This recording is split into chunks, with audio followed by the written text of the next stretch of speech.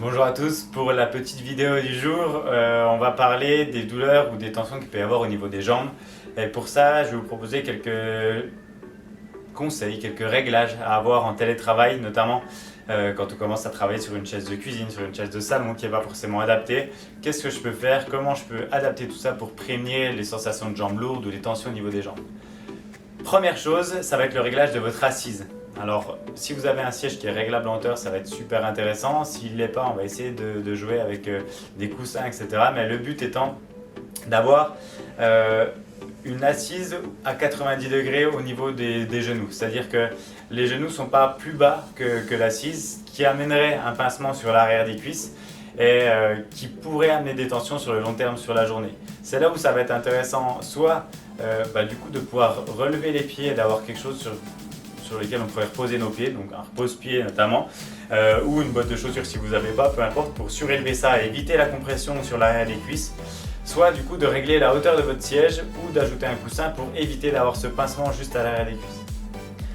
La deuxième solution, et ce qui est pour moi la plus importante et la plus facile à mettre en œuvre, c'est surtout d'essayer de vous lever hyper souvent.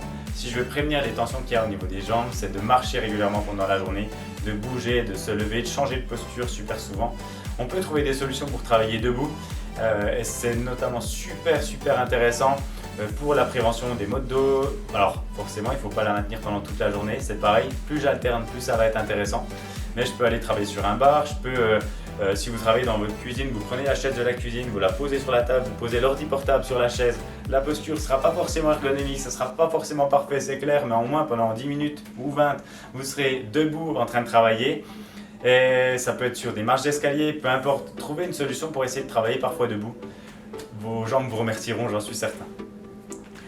Dernière solution et dernier petit exercice qui est hyper intéressant pour mobiliser ses jambes, deux solutions en fait, soit de se lever soit de rester assis pour faire cet exercice là, et je vais venir en fait monter sur la pointe de pied après passer sur les talons. Je vais venir alterner sur la pointe de pied sur les talons, je vais dérouler mon pied au maximum et je vais le faire plusieurs fois. Le but ici c'est de faire travailler la pompe qu'il y a dans le mollet. Imaginez que sous votre pied il y a un genre d'éponge, qui est en fait gorgée de sang si vous restez assis ou debout en statique pendant trop longtemps. Le fait de venir écraser cette éponge grâce à ces mouvements de monter sur la pointe de pied et talon va permettre de faire remonter le sang, et le fait de monter sur la pointe de pied va contracter les mollets. Et il y a cette pompe dans le mollet qui va faire remonter le sang aussi. Donc les sensations de jambes lourdes en fin de journée vont être réduites. Ça va permettre de bouger assez facilement, de faire mobiliser là, ses jambes dans un but de prévention aussi. Exercice très simple qui ne demande toujours pas de matériel aussi. Il va aller attendre, je sais pas, des papiers à une imprimante. Attendez comme ça, juste en mobilisant un petit peu. Prenez soin de vous, faites vraiment attention à vous et trouvez des solutions pour votre quotidien pour vraiment prévenir toutes les douleurs qu'il peut y avoir. Et à très vite.